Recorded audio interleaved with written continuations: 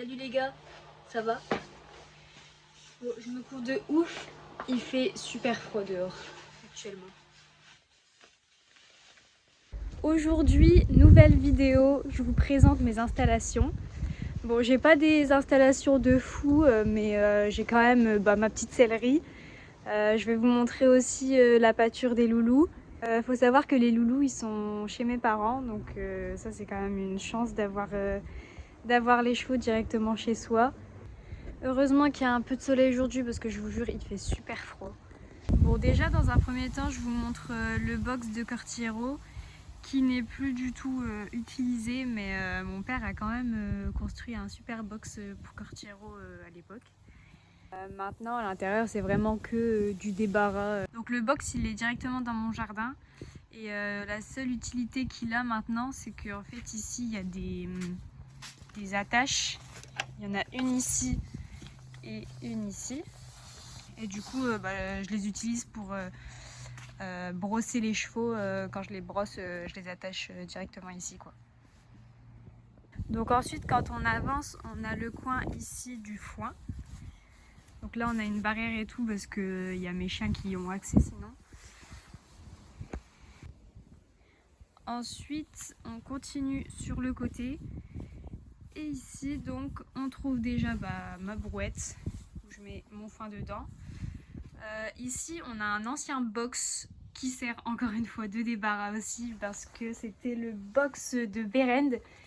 Donc ici, à ma gauche, on a un coin où je mets aussi du foin. Bon là, il n'y en a pas. Vous voyez bien, on a mis du bordel à la place. Mais sinon, on met aussi du foin ici. Par exemple, là, vu que de l'autre côté, je ne suis pas sûre que j'en aurai assez pour la semaine prochaine et que mon père est là que le week-end pour aller en chercher, du coup, par exemple, vu qu'il y en a encore de l'autre côté, quand il ira en chercher ce week-end, il mettra la boule de foin directement ici. Ici, j'ai le diable avec le bidon d'eau. Parce que vous allez voir, mais en gros mes chevaux sont pas tous ensemble et du coup tous les 2 jours je dois aller faire des allers-retours pour aller remettre de l'eau avec ça et croyez-moi c'est vraiment un enfer. Ensuite ici on a un gros congélateur avec dedans les grains. Donc ils ont pas tous les mêmes grains mais ils sont 3 à manger ces grains là. Et du coup franchement l'astuce du congélateur c'est hyper utile. Et ici à droite, donc là on a les compléments de Bérende, je vous en parlerai dans une autre vidéo. Là j'ai donc les pommes, les bonbons et voilà. Et ici on a 2 poubelles où je mets aussi les grains du coup des 2 autres. Et les compléments. Donc là on a les grains de poli et les grains de oregano. Ici du coup c'est la céleri. Hop, bon donc la céleri elle est pas super grande, mais elle fait le taf. Donc voilà comment se présente la céleri. On va commencer par ce qu'il y a à la droite. Donc en premier temps on a ici une bride qu'on m'a offert mais je ne l'ai jamais utilisée parce que en fait avant je montais Cortiero en bride, mais depuis que je travaille plus et qu'il est revenu à la maison, je le monte en filet simple et du coup j'ai plus du tout l'utilité de cette bride, mais j'arrive pas à m'en séparer parce qu'elle est trop belle et je me dis peut-être qu'un jour je remonterai en bride, je ne sais pas. Mais du coup elle est là, elle m'attend sagement. Ici, je sais même plus pourquoi on avait acheté ça, mais vraiment je ne l'ai jamais utilisé et je compte jamais utiliser ça parce que je n'ai pas du tout l'utilité quoi, mais c'est là, on sait jamais, si un jour j'ai besoin de mousqueton, ça peut toujours servir. Ensuite, à côté, il y a tous mes morts. Donc pareil, là franchement, c'est tous des morts que j'ai plus trop l'utilité non plus. Ensuite, quand on continue, du coup, on a ma longe de travail. Donc après, quand on rentre dans la sellerie, on a ici donc mes 2 masques anti-mouches. On a celui de Poli et celui de Cortiero. Les autres, ils en ont pas parce qu'ils ont des super longs toupets. Du coup, ils en ont pas besoin. On a ici des licoles que j'utilise pas. Donc ça, c'est ce taille poney. C'est des licoles, par exemple, si je les mets en pâture et que j'ai besoin de leur laisser un licol et bah je vais leur mettre les vieux licols et ce sera eux quoi. Ici on a mon licol éthologique de Cortiero que je lui mets quand je vais en balade. Ici donc on a mon... Bon il commence à un peu faire la gueule. Mais mon licol de spectacle. Et ici on a même trois licols pareil tache cheval cette fois-ci, mais que j'utilise si je dois les mettre en pâture ou quoi que ce soit. Donc en dessous, quand on baisse la tête, on a les tapis de Cortiero, donc taille cheval, que j'ai mis sur un tréteau en bois comme ça. Voilà, et à gauche il y a la poubelle que d'ailleurs je devrais vider parce qu'elle commence à être bien remplie. Ensuite on a encore un porte-manteau, vous allez voir j'adore les porte-manteaux. On a ici donc 2 licols qui sont à Bérende. Je les utilise aussi pour oregano. 2 licols pour Polly. Ici donc 2 licols, celui-là et celui-là pour Paco. Et ici il y en a 3 licols que j'ai pour Cortiero. Voilà, ensuite encore un porte-manteau et c'est le dernier celui-là où je mets donc mes filets. Donc on a mon filet de dressage, voilà pour Cortiero. On a le filet de Paco. Et le filet, il a pris la moisissure, il fait hyper humide dans ma sellerie. C'est un enfer. Mais du coup ça c'est le filet de spectacle de Cortiero. Ici on a ma selle de dressage. Je la mets dans une housse de sel comme ça parce que, comme je vous ai dit, il fait super humide dans ma sellerie. Et du coup sinon elle prend l'humidité et elle moisit. À gauche, pareil, j'ai essayé de recouvrir comme je pouvais, mais c'est ma selle de voltige. Et en haut, en vrai, c'est des selles que j'utilise plus. Je sais pas pourquoi elles sont encore là. Mais et pareil pour ce tapis. Mais j'ai une selle western que franchement j'ai utilisé très peu, mais c'est taille poney. Une selle qu'on m'avait donnée, une selle mixte que j'utilise pas. J'ai encore une selle mixte ici. Je la garde au cas où si des fois je veux sauter avec, mais en vrai c'est hyper rare que je saute. Et là on a ma selle que j'ai utilisée pendant des années, mais c'était ma selle pour mon poney Polly, mais du coup j'en ai plus du tout l'utilité. Et ici on a juste les tapis, ça c'est des tapis que j'utilise encore de Paco. Ensuite quand on lève la tête, ici j'ai bloqué mes badines. Voilà tout simplement. Et ici j'ai bloqué ma chambrière.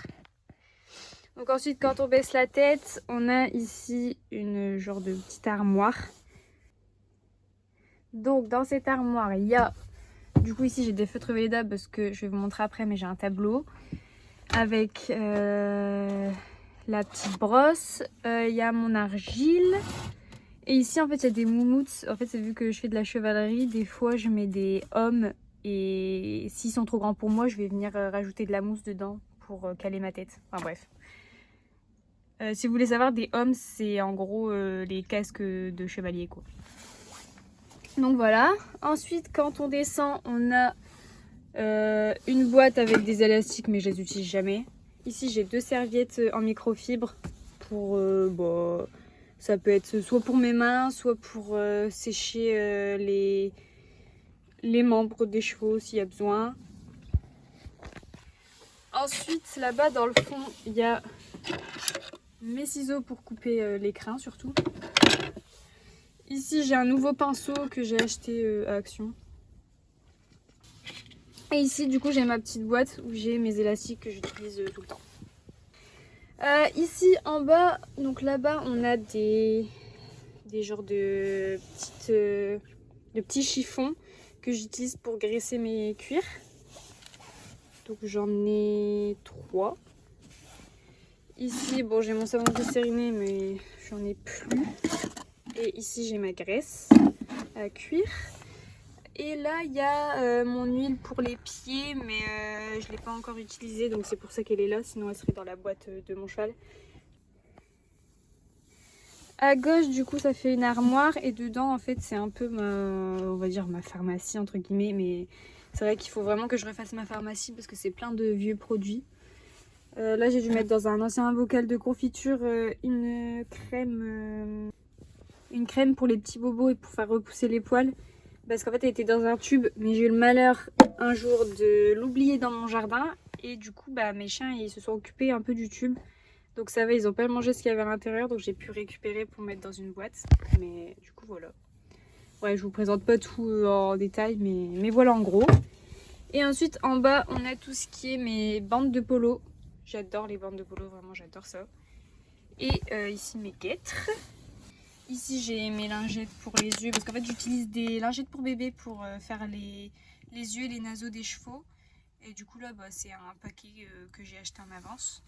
Et ici, on a la bouteille d'électrolyte que j'utilise surtout pour Cortiero en fin de spectacle pour qu'il récupère plus vite. Donc là, j'en ai plus trop l'utilité pour l'instant. Et ici à gauche, du coup, on a mon fameux tableau. Donc là, il est pas très rempli parce que, bah, je vous l'ai dit dans la précédente vidéo, mais Cortiero, il a fait une tendinite. Donc du coup, bah, vu que c'est lui que je travaille normalement souvent, sans le brosser, bah, je peux rien faire d'autre avec. Donc du coup, ouais, mon tableau est assez vide là pour le coup. Mais il faut savoir que je suis une meuf hyper organisée et même un peu trop des fois. Et du coup, c'est pour ça que j'utilise un tableau pour écrire toutes les séances que je fais, les séances ou enfin en gros ce que je fais avec les chevaux. Et comme ça, à chaque fin de mois, je le réécris. J'ai un classeur chez moi, un classeur avec bah, pareil un tableau de chaque mois et j'écris en fait, bah, je reprends tout ce qui est écrit sur le tableau et je le mets dans mon classeur. Comme ça, je sais qui a fait quoi, quand. Et en plus de ça, j'écris aussi quand le maréchal est passé, quand ils ont eu leur vermifuge, les vaccins, etc. Et ça, c'est hyper utile. Au moins, je sais bah, la prochaine fois que je dois rappeler le maréchal, par exemple, ou bien le vétérinaire pour les vaccins. Enfin, voilà quoi. Du coup, on continue en bas. On a mes boîtes à brosses. Bon, faut pas faire attention à ce qui est écrit dessus. Vraiment, c'est une boîte à brosses que j'ai depuis que je suis toute petite. Donc celle-là, je l'utilise pour mes poneys, pour Polly et Bérende. Et celle-là, je l'utilise, celle que j'utilise le plus souvent. Il y a tous mes produits dedans, en plus de mes brosses. Que j'utilise du coup pour Cortiero, pour Paco et pour Oregano. Derrière ça, on a un seau où il y a franchement du bordel dedans. Enfin, franchement, c'est tout des trucs que j'utilise pas trop. Et on a une ancienne boîte à brosses avec des brosses pareilles que j'ai en trop, que j'utilise pas quoi. Mais elles sont là au cas où si jamais j'en ai besoin un jour.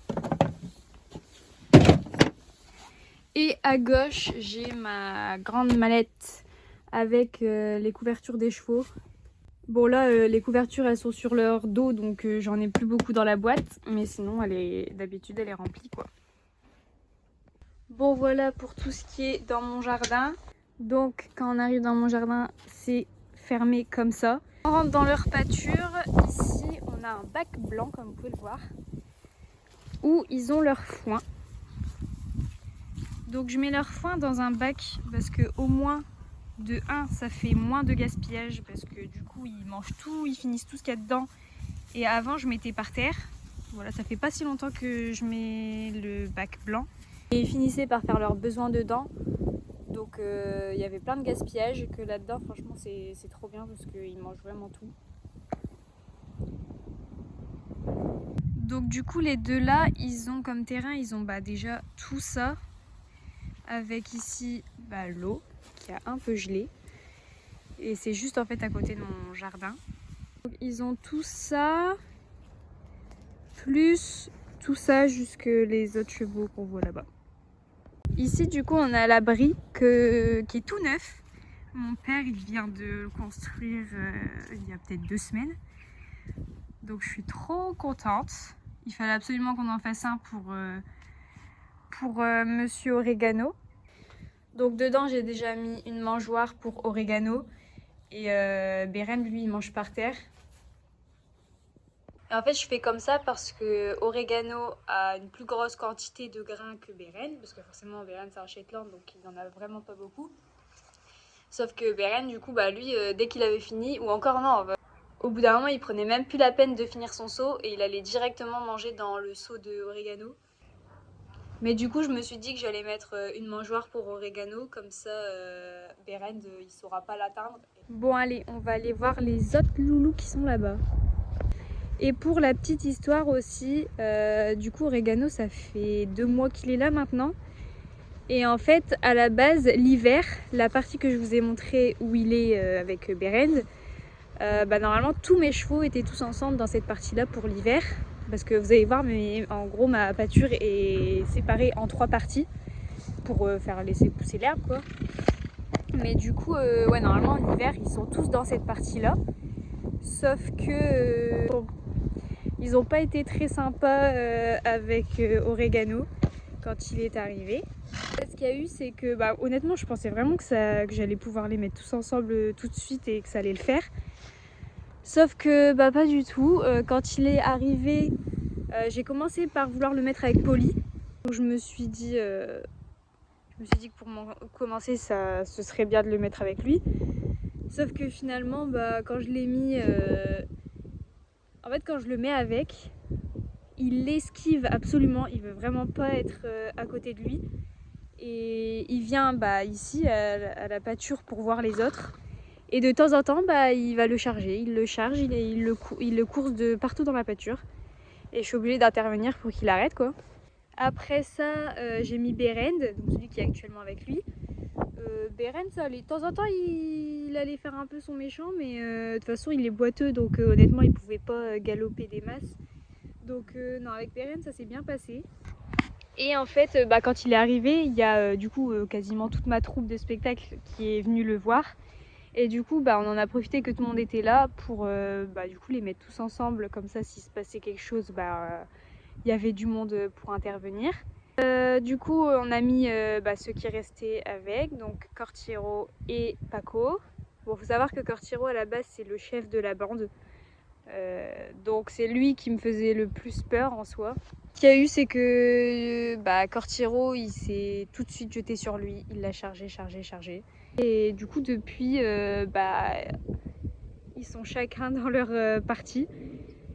Et j'ai retenté de les mettre un par un avec. Et avec Paco, au début, ça va. Franchement, il se sent, il dit rien. Et au bout d'un moment, il va finir par le charger.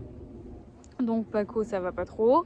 Polly, c'est pareil, ça va. Enfin, faut pas qu'il. Enfin, vraiment, il ne veut pas l'approcher. Je ne sais pas pourquoi, il ne veut absolument pas l'approcher. Et du coup, au bout d'un moment, il se met à le charger aussi.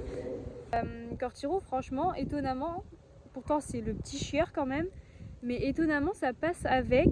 Mais j'ai pas 100% confiance parce que je l'ai mis quand même une paire de fois avec. Et je sais pas, il fallait tout le temps que je sois là. Je sais pas pourquoi je n'avais pas confiance de partir en les laissant ensemble, même si ça se passait bien. Et au fur et à mesure, j'avais quand même de plus en plus confiance, parce qu'à chaque fois, ça se passait bien. Et un jour, je l'ai laissé de midi à 18h. Et à 18h, j'ai en plus me décidé à aller leur donner à manger. Du coup, j'étais chez moi dans mon salon et j'entends galoper. Je fais oh non. Et donc je sors et Cortiro était en train de le charger. Du coup, ça m'a foutu trop le seum parce que vraiment, je commençais vraiment à avoir confiance et j'étais trop contente de les voir ensemble, qu'ils s'entendaient bien. Et résultat, du coup, trop deg.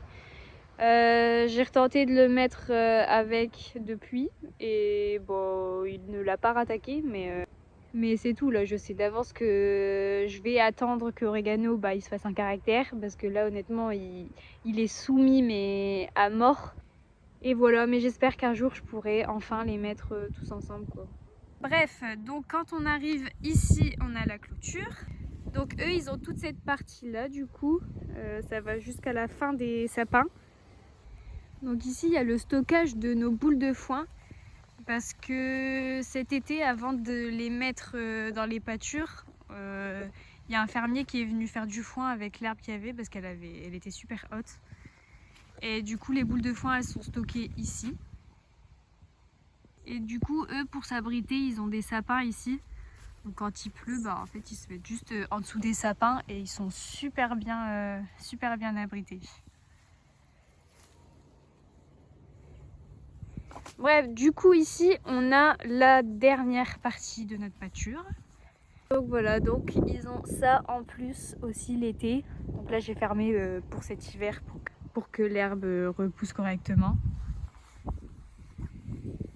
Donc en tout on a 2,5 hectares environ je crois de pâture. Donc en gros 25 000 mètres carrés. Donc on a beaucoup de terrain, ça c'est trop cool. Le terrain à la base des bases, on louait à un fermier. Donc c'était des vaches qu'il y avait ici.